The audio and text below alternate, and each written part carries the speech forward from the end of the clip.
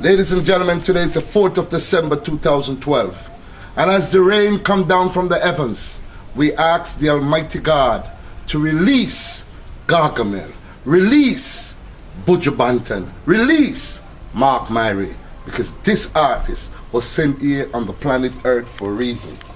Good evening, ladies and gentlemen. Welcome once again to In the Street with Big Stone. Today is the 4th of December, and as you know, there's a number of Christmas shows coming up for the holidays. You know, we have Sting coming up. You know, we have GT, Christmas Extravaganza coming up. And we have a whole lot of other stuff coming up. But we just want to give thanks to the Almighty God and ask Him to come out with His powers, to show compassion and mercy, and let this artist loose. This artist, MYRIE, as he was born, that's his birth name. He means something not just to Jamaica, but he means something to the entire world.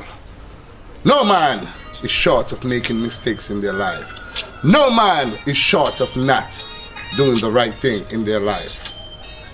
I'll get you off.